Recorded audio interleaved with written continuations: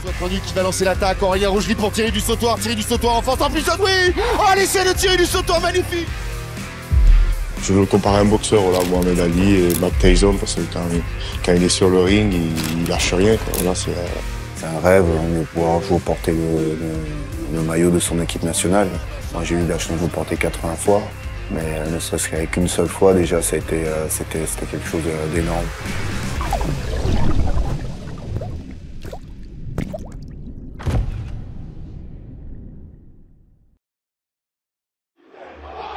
Bienvenue à tous dans Rugby Champagne, l'émission qui vous replonge dans les plus grandes carrières de l'Ovalie. Les rugbymen sont souvent perçus comme de grands sauvages, amoureux du contact et de la troisième mi-temps.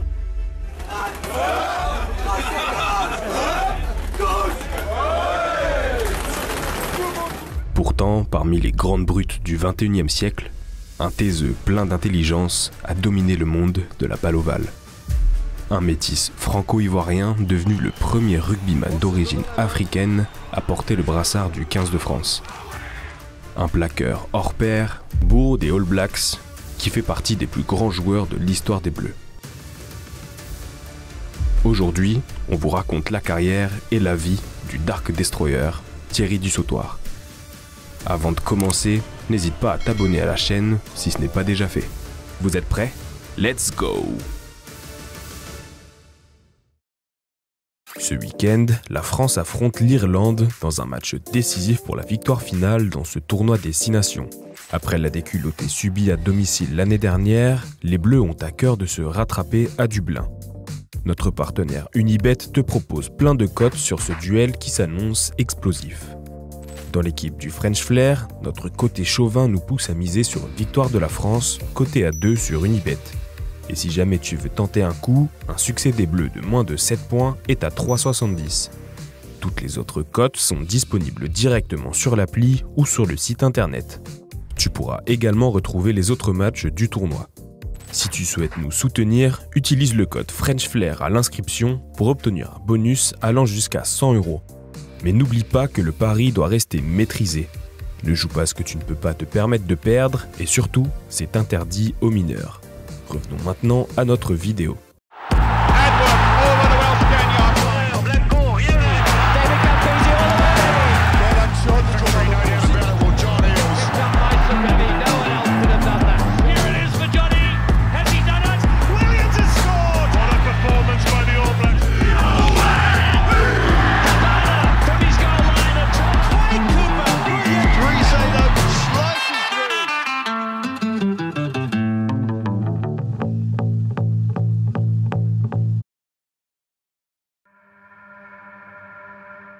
En Côte d'Ivoire, le football est roi. Le rugby, lui, est presque inexistant. Surtout au début des années 80 dans la petite ville de Divo, au nord-ouest d'Abidjan. Chez les du Sautoir, l'école et le judo passent avant toute autre distraction. Avec un père professeur de physique-chimie, la fratrie n'a pas d'autre choix que de réussir ses études. Thierry est un enfant calme et réfléchi, qui grandit au sein de la plantation de cacao et de café familial. Le choc est d'autant plus fort lorsque son père lui annonce qu'ils doivent déménager en France pour son travail. À son arrivée en 91, Thierry perd tous ses repères. Dans la petite ville de Périgueux, le jeune métis sort du lot et découvre le racisme pour la première fois. Son adaptation est difficile et le divorce de ses parents n'arrange rien. Sa mère doit travailler d'arrache-pied pour subvenir aux besoins de ses 2 enfants. Malgré les difficultés financières, Thierry évite les ennuis et continue ce qu'il sait faire de mieux, la physique et le judo. À 16 ans, ses amis parviennent enfin à le convaincre. S'il est ceinture marron de judo, sa vraie place est sur un terrain de rugby. Quand on vit dans le sud-ouest et qu'on est grand et costaud, c'est difficile de faire autrement.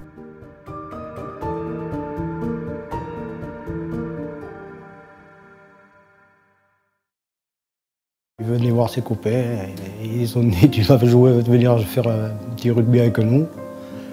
Et il a essayé comme ça, il est revenu l'entraînement d'après, mais bon, il n'avait pas de chaussures, il n'y avait rien. On lui a prêté, ils se sont démerdés à lui prêter des chaussures, un short, parce que sa mère ne voulait pas qu'il joue au rugby. Puis l'année d'après, il a pris sa licence Et il a commencé le rugby ici. Après des débuts dans le petit club de Trélissac, le franco-ivoirien est recruté par Périgueux, un club de première division. Son travail acharné lui permet d'exploser à une vitesse rarement atteinte dans le monde de l'Ovalie. Le jeune homme est une anomalie. Là où les autres passent plus d'une décennie à réciter leur classe, Thierry devient presque instantanément le patron des défenses des effectifs qu'il côtoie. En 4 ans, Dussautoir passe de débutant à titulaire en top 16. Cette progression fulgurante lui offre de belles perspectives d'avenir, notamment grâce à la professionnalisation du sport en 98. Pourtant, le rugby ne rapporte pas beaucoup, et les joueurs doivent continuer leurs études pour ne fermer aucune porte. Après l'obtention de son bac S, Thierry enchaîne par Maths Sup avant d'intégrer l'École nationale supérieure de chimie et physique à Bordeaux. Son déménagement en Gironde ne lui permet pas de continuer avec Périgueux. Heureusement, le club de Bordeaux-Bègles est intéressé et lui offre un contrat pro. Si sa carrière évolue à une vitesse incroyable, les débuts de Thierry Dussautoir dans le monde professionnel ne manquent pas d'obstacles. Malgré ses allers-retours entre les cours de chimie et les terrains de rugby, il devient indéboulonnable dans son nouveau club. Mais Bordeaux subit une rétrogradation en 2e division à cause de problèmes financiers. Dussautoir comprend avec ce contre-coup que le talent ne suffira pas. S'il veut vivre du rugby, il devra également compter sur la chance. Il obtient l'occasion de rejoindre l'US Colomiers en 2003. Malgré les bons résultats, le club est également menacé par des problèmes financiers. Ces soucis ne semblent pas changer grand-chose pour Dussautoir, car sur le terrain, il devient injouable. Tout le monde connaît désormais son nom, au point d'arriver dans les oreilles du sélectionneur des Bleus, Bernard Laporte. Le flanqueur devra tout de même attendre avant de porter le maillot du 15 de France, la faute à des blessures à répétition. Comme les mauvaises nouvelles ne viennent jamais seules, l'US Colomiers est rétrogradé en 3e division, poussant Dussautoir vers la sortie. Pour la 3e fois en 3 saisons chez les professionnels, il doit plier bagage. Entre les blessures et les changements de club, le franco-ivoirien ne commence pas sa carrière professionnelle de la meilleure des manières. Il lui manque de la stabilité et un corps en bonne santé. Il choisit alors de rejoindre le Biarritz Olympique, champion de France 2 ans plus tôt. Dans un club plus professionnel et avancé, Dussautoir réalise une belle première saison. L'ère du Pays Basque lui semble bénéfique. Les Biarros recrutent de grands noms comme Damien Traille et Imanol Arinordoki, alors Thierry ne joue pas tous les matchs. Dans un rôle de finisseur, il devient essentiel dans la rotation. Malgré un début de saison catastrophique, les Basques se qualifient pour les demi-finales du championnat de France. Remplaçant, Dussautoir fait une entrée réussie dans la victoire face à Bourgoin-Jallieu. Il manque la finale face au Stade Français à cause d'une intoxication alimentaire et voit les siens triompher en prolongation grâce à un match légendaire de Dimitri Yachvili. Après une première saison d'intégration réussie, Dussautoir passe un vrai cap en 2005. Il devient titulaire indiscutable d'une des plus grandes équipes du championnat. Les Biarros dominent à nouveau le top 14 aux côtés des Stades Français et Toulousains, véritables mastodontes du championnat. Depuis 1994, seul Biarritz est parvenu à grappiller 2 titres, tandis que Toulouse et Paris se sont partagés le reste. Au terme d'une saison exceptionnelle, les Basques réalisent le back-to-back en se défaisant du Stade toulousain 40-13 en finale. Ils atteignent pour la première fois la finale de Coupe d'Europe, mais les coéquipiers de Thierry Dussautoir s'inclinent face au Munster 23-19. Cette magnifique saison ne permet pourtant pas au flanqueur d'intégrer le 15 de France lors du 6 Nations de 2006. C'est une situation compliquée à vivre pour lui. Thierry est désormais l'un des meilleurs à son poste et son potentiel le place parmi les joueurs les plus intéressants à regarder. Pourtant, malgré sa nouvelle notoriété, il lui faut encore attendre avant de réaliser son plus grand rêve, porter le maillot bleu pour la première fois. Il découvre finalement le niveau international face à la Roumanie lors d'un test match et réussit ses débuts de la plus belle des manières. Un essai et une large victoire. Pour sa deuxième cape, Dussautoir affronte la magnifique équipe d'Afrique du Sud, mais le 3e ligne se blesse sévèrement au genou et quitte le terrain après un petit quart d'heure. À 25 ans, le flanqueur n'arrive pas à sortir de cette spirale négative. Chaque obstacle franchi en laisse apparaître un nouveau. Pour briser cette malchance, Thierry Dussautoir change une énième fois de club et rejoint le Stade Toulousain. En plus du défi sportif, Thierry pense à son après-carrière. Il vient tout juste d'obtenir son diplôme d'ingénieur et voit le bassin toulousain comme un endroit propice pour développer une entreprise lorsqu'il raccrochera les crampons. Le flanqueur garde malgré tout son attention sur le ballon ovale et se concentre sur sa rééducation. S'il manque le début de saison en club, il récupère rapidement sa place de titulaire en équipe de France. En novembre, Dussautoir a l'occasion d'affronter la plus belle des équipes, les All Blacks. À domicile, le résultat est catastrophique. 47-3. Pire qu'une défaite, c'est une humiliation. Thierry Dussautoir est vivement critiqué à la suite d'une performance très moyenne. À moins d'un an de la Coupe du Monde, le Toulousain sort des plans de Bernard Laporte. Il ne fait pas partie de la liste lors des 6 Nations en 2007, ni celle des 30 joueurs retenus pour la Coupe du Monde à domicile. La punition du Toulousain est disproportionnée. De nature placide, Dussautoir semble désormais agacé, touché par ce nouvel échec avec le 15 de France. C'est à ce moment précis que Dussautoir entame une métamorphose. Il sait que pour devenir un cadre des Bleus, il doit devenir un leader vocal avant d'avoir sa prochaine opportunité. Et comme pour tous les grands noms du sport, notre Thierry national va bénéficier d'un coup de pouce du destin. Elvis Vermeulen se blesse peu de temps avant la Coupe du Monde. Son forfait, associé à une réorganisation de la 3e ligne française, ouvre une place pour un nouveau flanqueur. Dussautoir est l'heureux élu, et cette fois-ci, il ne compte pas laisser passer sa chance. Il n'est pas sur la feuille pour le match d'ouverture, une défaite peu encourageante face à l'Argentine. Cet échec force Bernard Laporte à remanier son effectif. Thierry est titulaire contre la Namibie et profite d'une belle performance pour rester dans le 15 face à l'Irlande. Dans l'adversité, le natif d'Abidjan est transformé. Il prend des initiatives dans les vestiaires et concrétise sur le terrain. Cette Coupe du Monde est une révélation pour le rugby français. Dussautoir n'est plus le grand timide du passé, il s'impose désormais comme un élément indiscutable des Bleus. Il participe à la qualification des siens pour les quarts de finale, là aussi grâce à ses capacités exceptionnelles en défense. Mais face à lui se dresse le plus grand défi de sa carrière. Thierry Dussautoir a une revanche à prendre. Une revanche face aux All Blacks. C'est une correction face à la Nouvelle-Zélande qui avait failli lui coûter sa place chez les Bleus. Et comme dans tout bon shonen, notre héros a l'occasion de laver son honneur. C'est avec la victoire de 99 ancrée dans tous les esprits que le 15 de France se lance dans la bataille. Pour gagner, il faut tout simplement rééditer l'un des plus grands exploits de son histoire.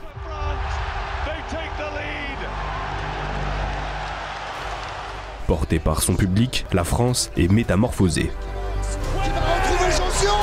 Josion terre promise, Josion dans l'en-but, et c'est français. Dussautoir devient le capitaine de la défense et ne laisse aucun espace aux Blacks. Il totalise 38 plaquages durant la rencontre, un record en match international.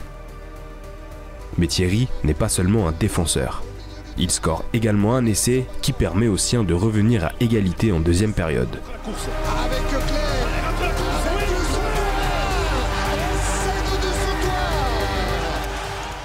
Le 15 de France lutte et remporte le duel physique face à la meilleure équipe du monde. La France se qualifie pour la demi-finale dans ce qui reste aujourd'hui l'une des plus belles performances de l'histoire du rugby français. À l'issue de ce match, Thierry Dussautoir est doté d'un nouveau surnom, The Dark Destroyer. La presse anglo-saxonne l'adopte immédiatement et Thierry ne va jamais l'abandonner. Un nickname qui fera trembler le monde du rugby pour la décennie à venir. La France finit par s'incliner en demi-finale face à l'Angleterre, mais le plus dur est fait pour Thierry Dussautoir. Il est devenu un vrai cadre en bleu et également à Toulouse. La ville rose retrouve des couleurs en 2008 et obtient son premier bouclier de Brennus depuis 7 ans. Le seul point noir de la saison est une défaite en finale de la Coupe d'Europe face au Munster.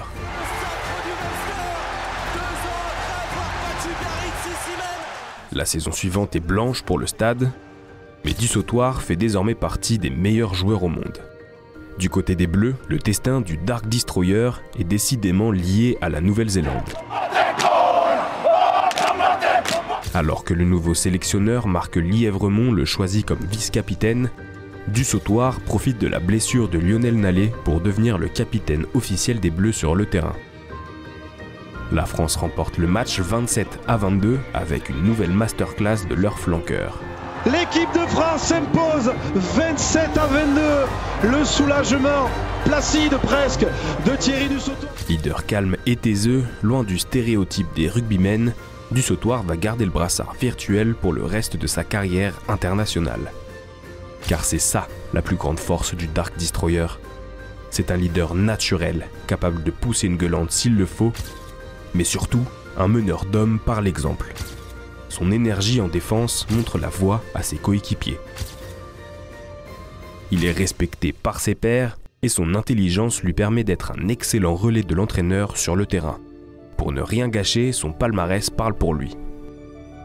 En 2010, le Français réalise l'une des plus belles saisons possibles. Il remporte la H-Cup en club, Champion d'Europe 2010, succède au Leinster Toulouse et réalise le Grand Chelem lors du tournoi des 6 nations.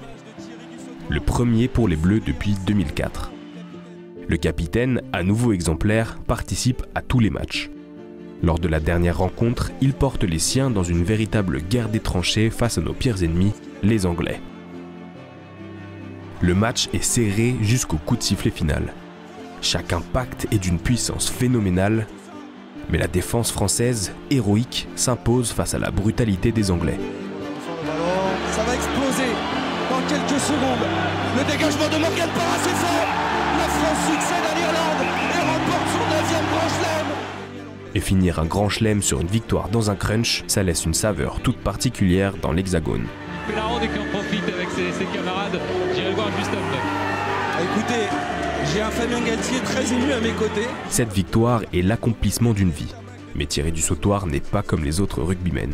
Après un nouveau titre de champion de France, le capitaine a un ultime objectif, la Coupe du Monde. Le Dark Destroyer arrive en terre hostile avec une seule idée en tête. Il a tout gagné, en club comme en sélection. Tout ou presque. Car il lui manque le plus beau des trophées, celui de la Coupe Webb Ellis. Un exploit qu'aucune génération française n'a su réaliser. L'exercice semble d'autant plus ardu que les Bleus doivent s'imposer chez les Néo-Zélandais. Le début de compétition est plutôt inquiétant. La victoire face au Japon est entachée par une grosse indiscipline. Après un succès logique face au Canada, le 15 de France affronte la Nouvelle-Zélande chez elle dans le stade mythique d'Eden Park. Les All Blacks dominent la rencontre de la tête et des épaules et prennent la victoire sur le score lourd de 37-17. Mentalement, les Bleus sont dans le dur. Le sélectionneur Marc Lièvremont n'est plus dans le coup et les joueurs sont livrés à eux-mêmes. La France joue sa qualification face au Tonga lors du dernier match des poules. Mais l'équipe est méconnaissable. Elle subit une défaite inattendue et évite l'élimination d'un rien. En quart de finale, Dussautoir et la France devront affronter leur ennemi éternel, le 15 de la Rose, qui avait déjà éliminé les Bleus lors de l'édition précédente. Pour une fois, les Bleus entrent parfaitement dans le match. À la mi-temps, ils mènent 16-0 grâce à des essais de Vincent Clerc et Maxime Médard. Ouvre, Parra, Mermoz, la combinaison. Avec Vincent Clerc, il est passé Vincent. Allez Vincent, allez peut-être. Et c'est bien.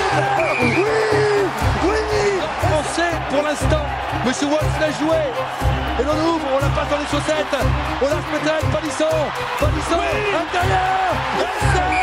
Essai de Maxime Médard. Mais l'histoire nous l'a rappelé à de nombreuses reprises. Il ne faut jamais sous-estimer ces satanés anglais. Ben Foden relance les siens au retour des vestiaires. Il va marquer l'essai. Essai pour l'équipe d'Angleterre. Et à 4 minutes du terme, Marc Cueto ramène l'Angleterre à un essai transformé des Bleus. Il s'est passé. Essai à l'arrivée. Que va dire M. Walsh? Que va dire M. Walsh? On dit que c'est dans les temps faibles que les forts se rebellent. Le capitaine Thierry Dussautoir remotive ses troupes, il montre l'exemple et rend la défense française hermétique. C'est fait. Personne n'y croyait, mais la France est en demi-finale. La France est en demi-finale de la Coupe du Monde. Dans le dernier carré, les Bleus affrontent le Pays de Galles. L'enjeu est monumental. Une place en finale de la Coupe du Monde de rugby. À cette époque, le 15 du Poireau est en pleine bourre. Sous l'ère Warren Gatland, les Gallois ont remporté le Grand Chelem en 2008 et ressemblent à de vrais outsiders en 2011. Seulement voilà, le rugby est un sport impitoyable. Une simple erreur peut vous coûter tout un match. Une cartouche énorme à leur possession, évidemment. Attention.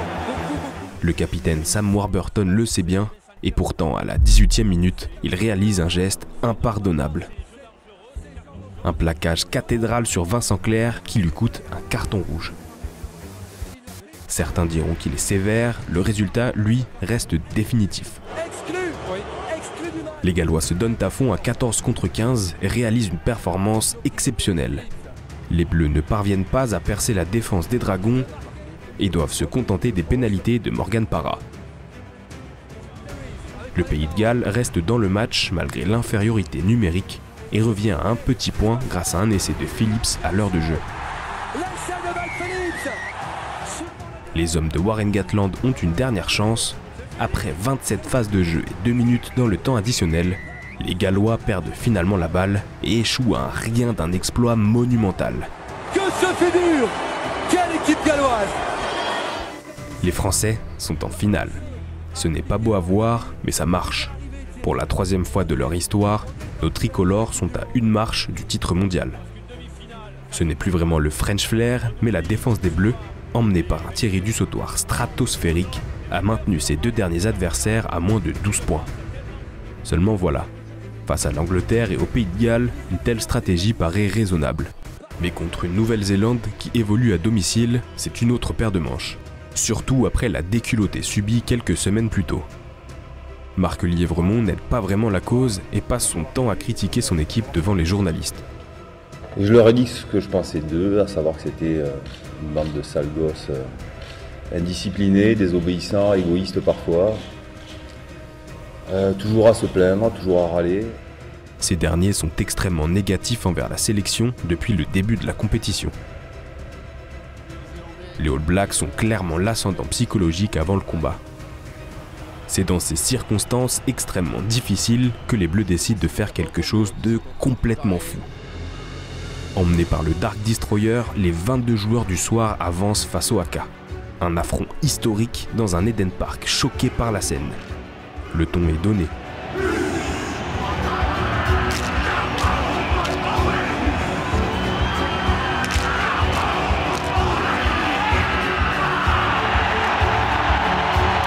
Le match commence sur les chapeaux de roue. La France est agressive, mais elle craque en premier. Tony Woodcock ouvre le score. Attention. Oh attention, Woodcock il est passé. Oh le premier essai néo-zélandais dans cette finale, incroyable. Mais l'essai n'est pas transformé. Et ça passe à côté, il est en échec dans l'exercice des tirs au but, tant mieux. Le début de match est étouffant. Chaque mètre gagné est le fruit d'une bataille dantesque. Piriwipu, remplaçant d'un Dan Carter blessé plus tôt dans la compétition, ne parvient pas à transformer les erreurs commises par les Français, touchés mentalement après la blessure de leur buteur Morgan Parra. À la mi-temps, les All Blacks mènent 5-0. C'est une véritable guerre des tranchées, bien loin du French flair des années précédentes. Les Bleus de 2011, c'est une défense incroyable portée par le meilleur joueur du monde, Thierry Dussautoir.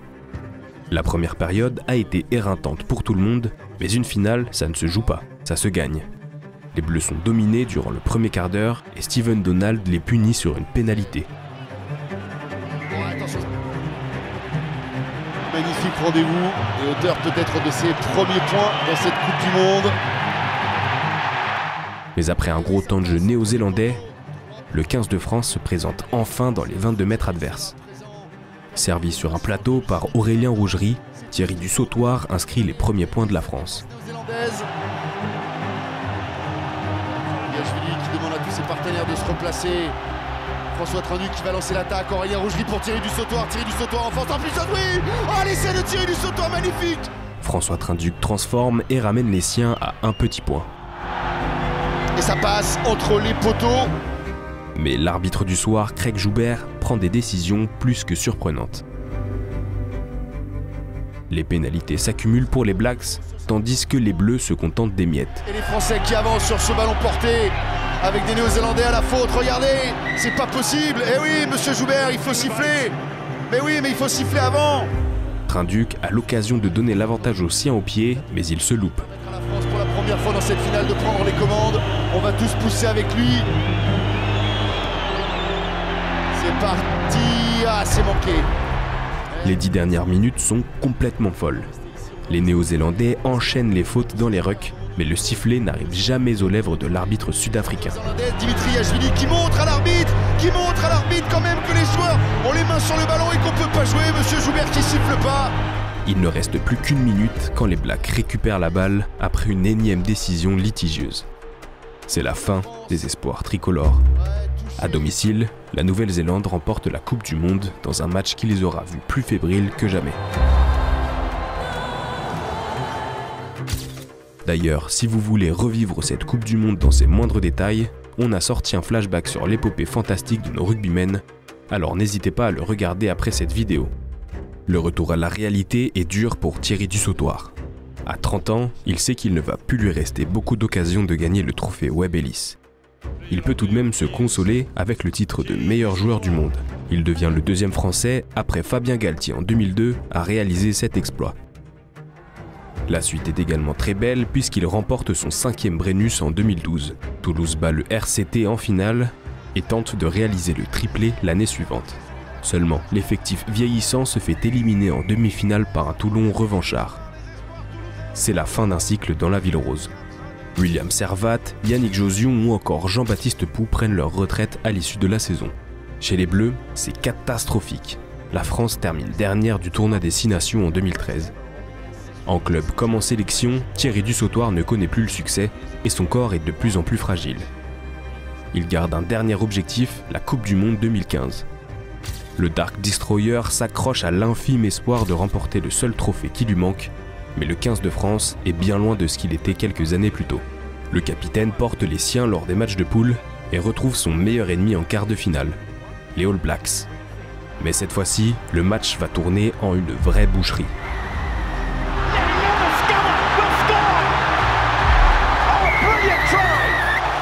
Une défaite 62-13, un record dans l'histoire de la Coupe du Monde. À la suite de cet échec, Thierry Dussautoir annonce sa retraite internationale après 80 matchs disputés sous le maillot bleu. Il joue une dernière saison avec Toulouse, de nouveau sans trophée.